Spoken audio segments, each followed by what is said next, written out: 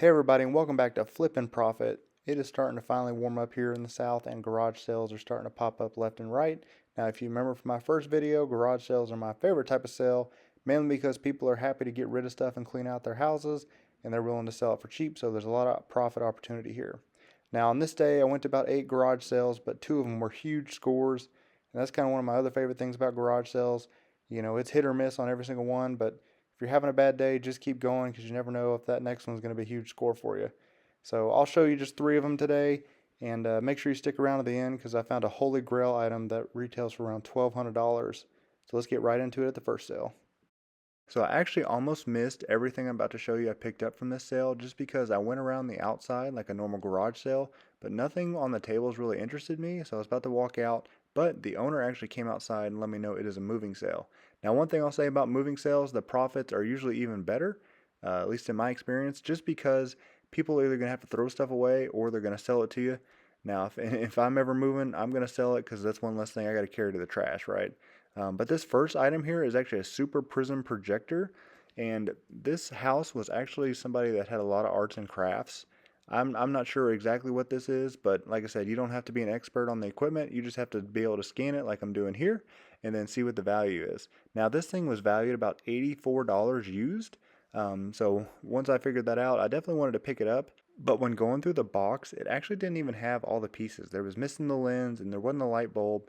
So I left it there initially, but I ended up finding everything and went back and got it at the very end of the sale. And everything I ended up picking up was only $50. So y'all let me know if you think I got a good deal.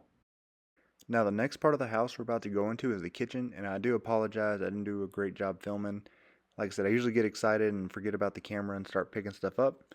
But the first thing I found is a DeLonghi Easy Serving Espresso Coffee Maker, which I've actually found at another garage sale before previously and sold it. So I kind of had an idea of how much I wanted to pay for it and how much it would go for.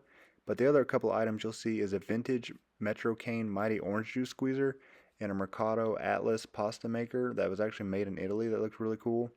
And then lastly, you can't beat ice cream. I found a Cuisinart 1.5 quart ice cream maker. Now, like I said, anything electronic, make sure you test it because you don't want to go home and pay for all this and then half of it doesn't work, right?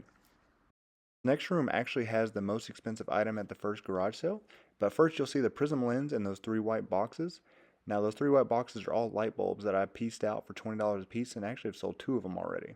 But the best find is actually underneath all that 3M overhead projector like some of us might have grown up with school. And that actually sold in 2 days on eBay for $90. So really happy with that pickup, and it actually worked, which is really cool. Almost missed this last thing. It just happened to be I was going back in to pick something up and I found this Sony CD cassette and radio player, and these things go for quite a bit of money, so be on the lookout. So getting right into the second sale, I'm only going to show you the things I picked up, but the first thing I did want to show you was this free hugs from this plush. Kind of reminded me, what also is free is this content. So if you're enjoying it, smash that like button, subscribe. I have a couple other videos out there of me sourcing stuff just to show y'all how to pick things up. I promise y'all next week my goal is to give y'all something different. That way you can go from sourcing to how do I get this on eBay, how do I make a sale, how do I maximize profits, all that kind of good stuff. But I'll skip right over to what I picked up so we can get into the best sale. So one thing I really enjoy doing and have a lot of success with is digging through boxes at these garage sales. I don't know if it's because people don't want to put in the time and effort to look at them and see what's in them, or maybe they're hiding and they may not even see them, and that's why they been successful for me. So I went through this whole garage sale, really didn't see anything that had a lot of value for the prices. The prices were pretty high, but I did find this box which initially just looked like a bunch of cords, but I'm really happy I dug through it because there was 6 of these Mobi 8500 card readers. And when I asked them how much they were, they really weren't even sure what they were, so they only told me $2 a piece. And when I looked them up on eBay, I found one that had a cracked screen going for over $30. So I was really happy. I ended up picking up all these, and they all worked, luckily. But for $2, I was willing to take that risk, and I think I'm going to get a really good profit. This garage sale was crazy. This individual was almost 90, and he said he used to own an antique shop, and now he's just closing it down and ready to get rid of everything. Now, he wasn't giving stuff away. You could tell he definitely had some sentimental attachment to some of these things, but there was all kinds of stuff in here. The first thing that really caught my eye were these signs out here, and the first one was a fireball sign that was going for around $45. Now, all the signs you'll see in this little pile were $10 each. So if you watch some of my other videos, my rule is if I'm going to spend $10, I want it to be about 50. So I actually left the Fireball one.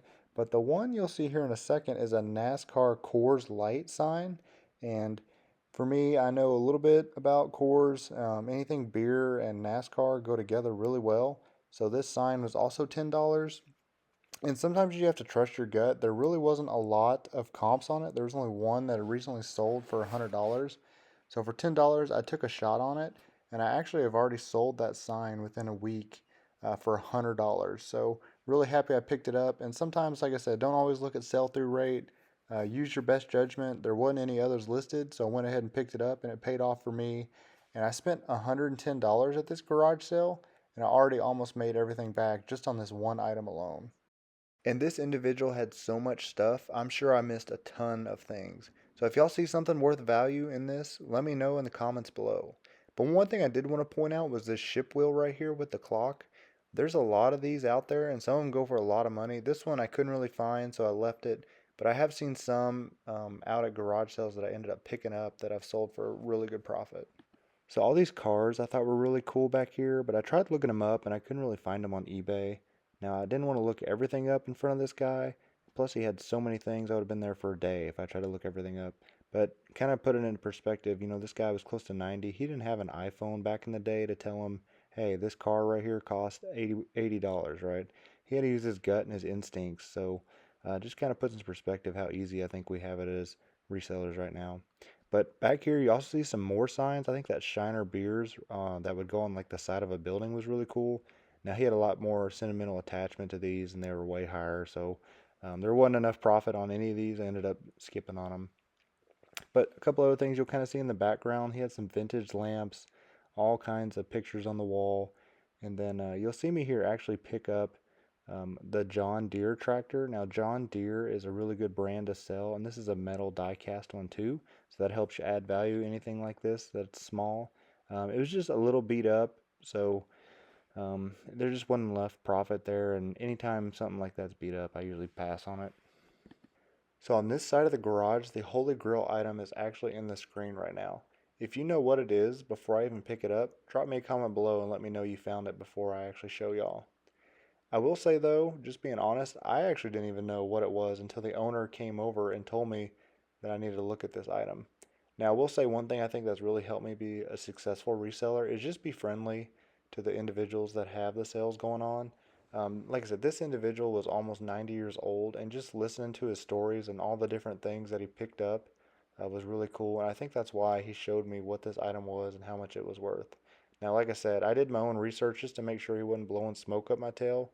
Um, but even though he knew how much this item was valued for, he gave it to me for a really good price, which you'll hear here in a second. So the first item I actually pick up in this section, which is not the Holy Grail item, is this full brass kitty fire extinguisher. Now he really wanted $40 for it, and they go for around 100 to 150. So that was really more than I wanted to pay for it, but we had been building the relationship. At the end, once he showed me how much the Holy Grail item was, I ended up throwing this in, and I got it for about $35. So wasn't the best deal in the world, but still, just like I said, build those relationships, and I didn't want to sour anything by passing on this and taking the Holy Grail item form from such a cheap price. So for those of y'all left me a comment below, here is actually what the Holy Grail item is. And you can see that's not even me touching them. That is the owner kind of showing me what they are, how much they retail for. And he mentioned he would only sell them to me for $30 a pop. I think that's because of the relationship we built. And he enjoyed me listening to his stories.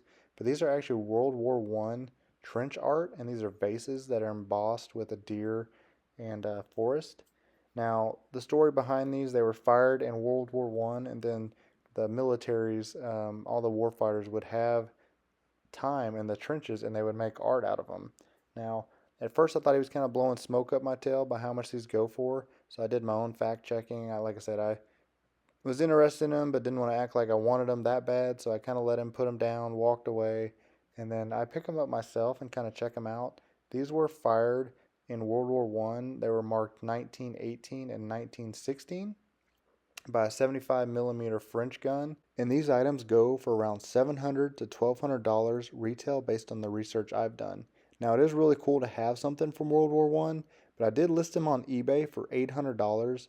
I couldn't find any specific comps that exactly matched these specific vases, which, like I said, that sign that I already sold in a week, there was really only one comp on that one, but these, since there's nothing else like it, I listed it at $800 just to see what happens, and I've already got one watcher on it in a week.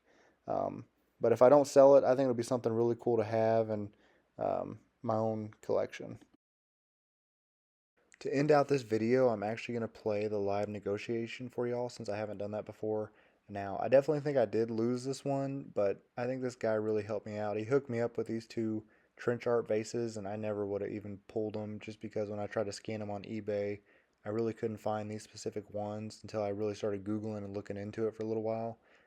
So I was happy to pay a little bit more and give this guy a little bit of money, and I'll still make plenty of money off the sale. Like I said, I already sold that sign for $100. And there's one more thing I picked up that I didn't even show y'all that I'll probably be able to sell for about 40, and I picked it up for 5. You said 30 a piece on those? Yeah. Okay. Yeah, I'll probably take those two with this sign. He said 30 a piece on these. He said 5 for all these little things. That'd be 65, 75. If you're making it even 100, we throw that in. Oh boy, I'll make it 110. I mean that right there alone is worth over $100. Believe me, they're just too hard to find. You just can't find them really. Okay. Yeah, I'll do 110 for all that.